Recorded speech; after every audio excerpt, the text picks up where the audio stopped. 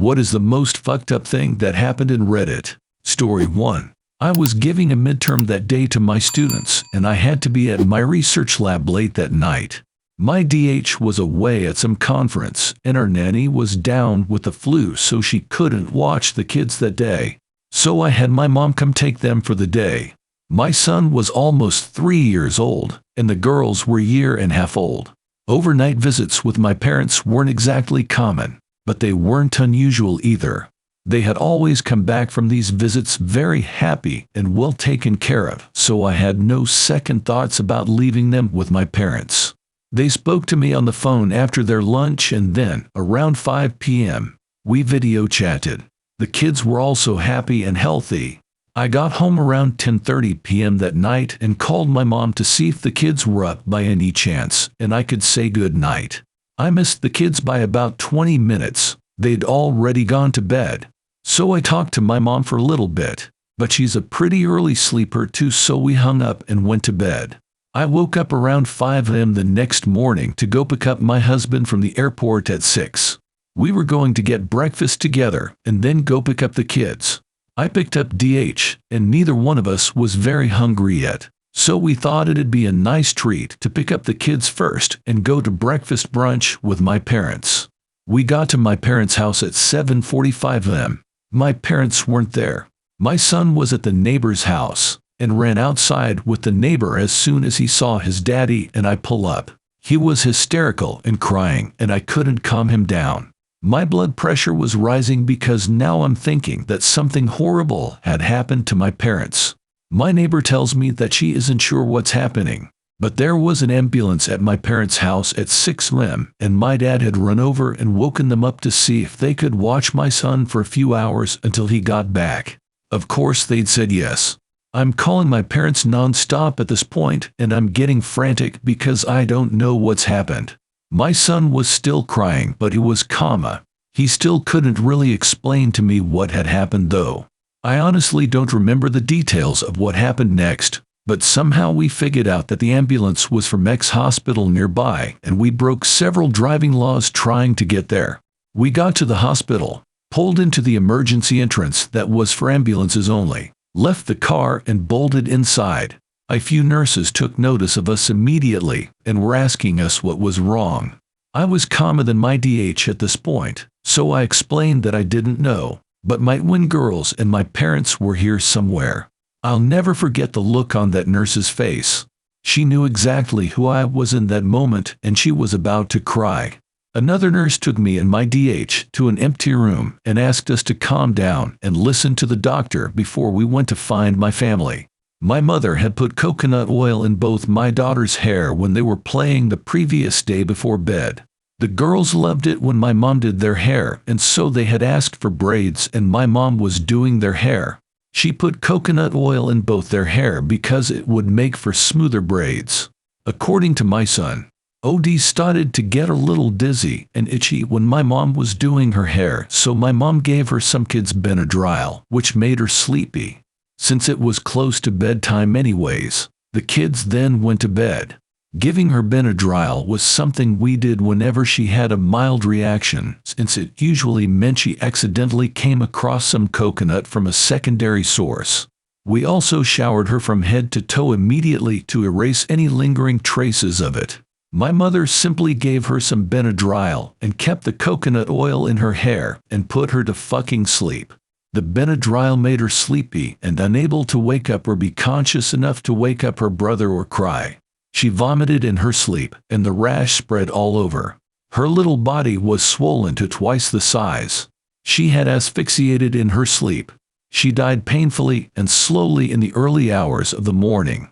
My mother had found her when she went to check on the kids in the morning around 7 a.m. She was already dead by then. My mother screamed, called for my dad, and that's when they'd gone to the hospital.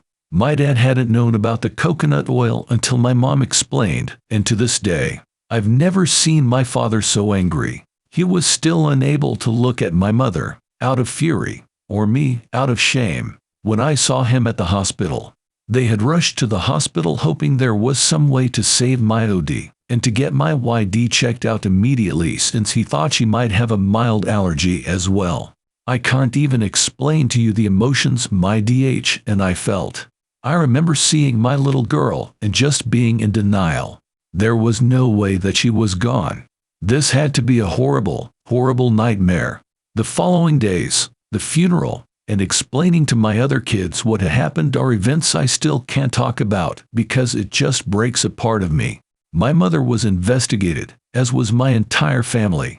I almost lost my kids to my country's version of CPS once because they thought my kids were in danger. My DH and I had to fight tooth and nail to show that uprooting them during this time would be the worst thing for them at the moment. My mother was never arrested. My father did leave her, though they are not officially divorced. The majority of my mother's family refused to speak to her, and the few that do speak to her only do so on a limited basis. She currently lives on her own in a small town, and every couple months I'll get a call from her telling me how sorry she is and how she just wasn't thinking, and can I please find a way to forgive her. She wants to come see me. The only thing I can find to ever say to her is you can come see me when you bring my daughter with you. Story 2. That parasite man who loved being covered in parasites, breeding parasites, and worst of all infecting others unknowingly. Worst of all, he referred to them as his children. I hope that shit was fake. Story 3. The man who posted about his wife cheating on him. The wife was real nasty about it when he confronted her and even made him apologize for outing her lover to his wife. The man posts on Reddit, "What should I do? This is still bothering me." Reddit, of course, leave that bitch ASAP. So he files for divorce. The day he tells her, the crazy wife then murders their 2 small children while he is asleep in the basement. He updated Reddit a few days later with what happened. It was national news. The only reason I know about it is because I watched a vid on it a few weeks ago. Story 4. Not sure if it's the same, but the fact that a woman was posting often about her large family, and then her account went quiet, and it turned out that her 2 sons had killed the family and planned to then go on and kill a bunch of others. The baby sister was spared, and another sister played dead so she could wait it out and survived. Really messed up story. Story 5. A couple years back there was an Ask Reddit thread asking about people who accidentally killed someone. What happened? Someone posted on it stating that as children, they used to play at this place in the outskirts of town with a huge river and cliffs. There was this special needs kid that him and a group of other kids pushed off a tall hill on a super rainy day. They freaked out, ditched him and went home, swearing to keep the whole thing a secret from their parents. Apparently the kid went missing. Probably died where he fell and his body was scavenged by animals. Or he fell into the river while injured because he noticed that the kid was missing and it was on the news. Someone replied to the post and posted an unresolved missing child case from decades ago, and it matched the story. He even looked into the poster's Reddit history and noticed that he mentioned moving back to his childhood town, which was the town the missing kid was from. He also posted geographical data of where a river and cliffs would be located within walking distance of a school. Story 6. There was one on relationship advice where a guy was asking how to deal with his paranoid wife after she made friends with a fellow mom who suggested his working long hours was him cheating. He wrote a few posts where he detailed this friend being an issue, then how to deal with his wife when she got physically abusive. Eventually he took the kids, put her in some sort of psychiatric facility, and she got out and killed herself. Final post was him saying how the friend that kicked it all off wanted to say words at her funeral, and he didn't want her there at all. Story 7. The woman who walked in her house in the middle of the day only to hear moaning and sex sounds. When she walked to see what was going on, she found her daughter and husband having sex. The worst part was the daughter was begging her not to do anything because she loved her dad. Her dad had groomed her from a young age, so she had no clue how wrong it all was. Another story. My friend caught her she turned 18-year-old granddaughter in bed with her 55-year-old boyfriend, and the kid admitted it had been going on for 10 years. Cops were called in October, but nothing has been done. She confiscated the kid's phone and found dozens of disgusting sexual love messages, which were also turned into police. The super fucked up part is the girl is learning disabled and very pretty. I hate the fact that he is free and police won't arrest him.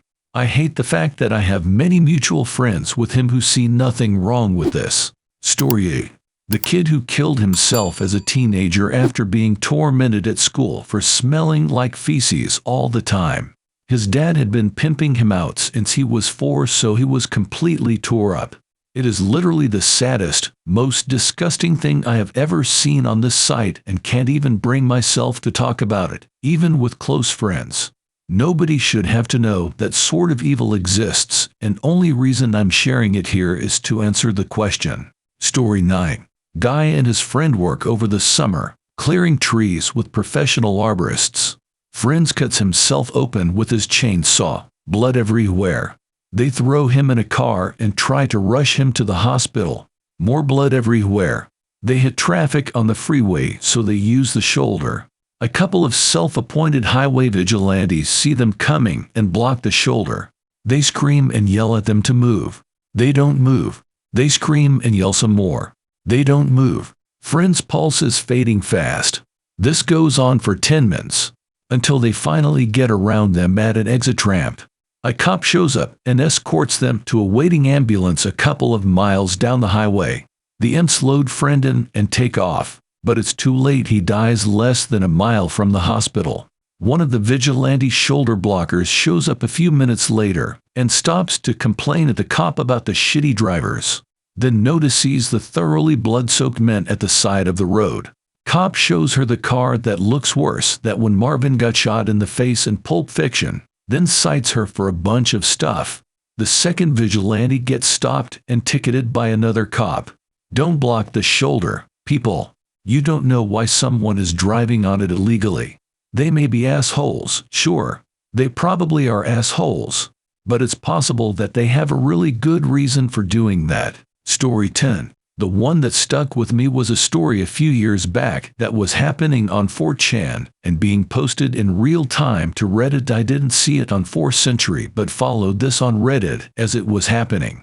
A guy went to his girlfriend's house, had rough sex with her, beat her brutally, and then strangled her to death. Wrote stuff all over her body, and left her in a particularly grotesque and revealing position specifically so that her autistic son 13, if I recall, would find her like that.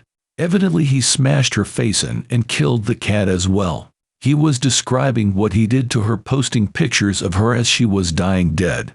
Of all the things he said, it was she fought so damn hard that did me in.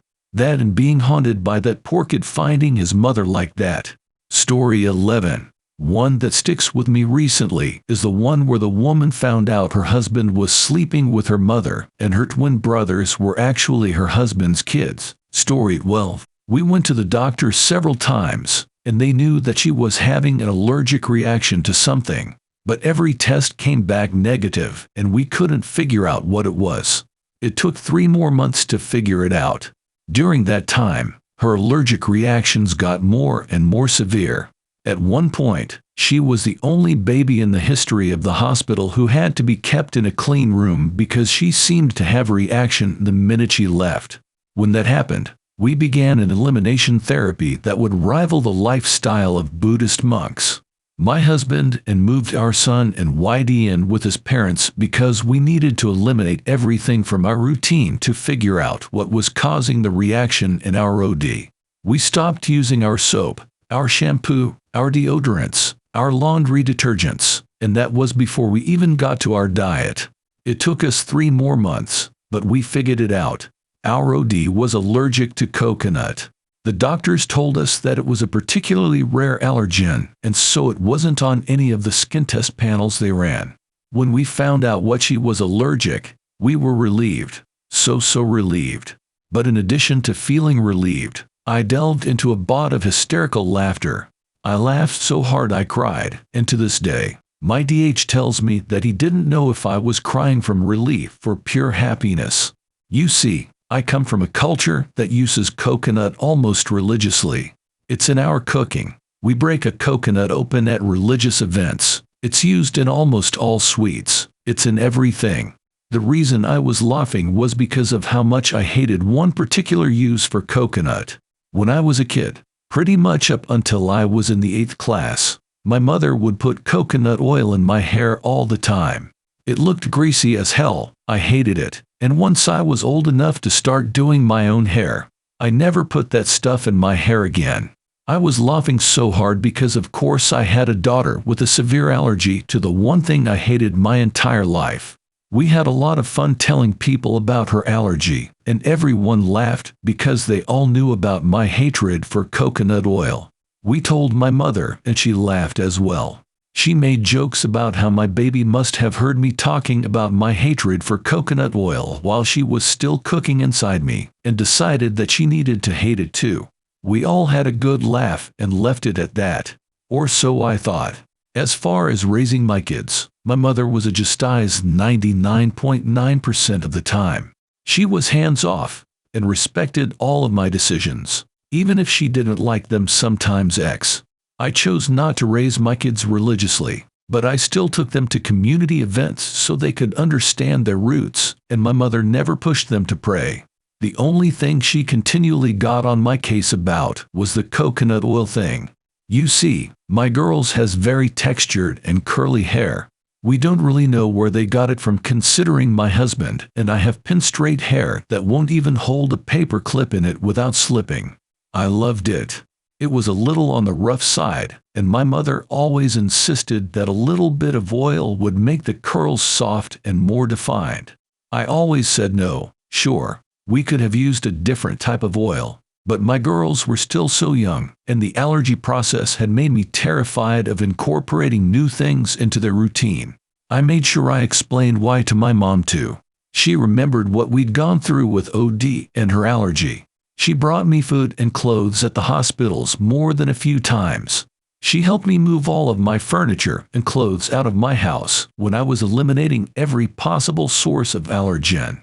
She taught me how to cook from scratch when I was eliminating certain foods from the kids' diet. She knew everything about its struggle. To this day I cannot understand how she did what happened next. Story 13. There was a guy who did a true off-micist where he talks about making friends with this guy at his gym. Ended up bringing him home for dinner, and the guy's wife literally had a breakdown because apparently this new friend of her husband's was actually a man who had previously stalked her in the past. Wife ended up going to stay with friend's family. Post got deleted. Not sure if there was ever any update. Story 14. I'd give it counts, but the suspect in the Idaho murders posted a survey on here for former convicts to fill out. It's pretty chilling to me because it's almost like he was studying how to commit the perfect murder, and it was so easy to masquerade it as research. The guy who made that long post about how he tried heroin for fun and ended up getting addicted ruined his whole life in the span of a few posts. The whole entirety of gore subreddits, the now banned Watch People Die, and some of the sexual subreddits that revolve around disturbing fetishes.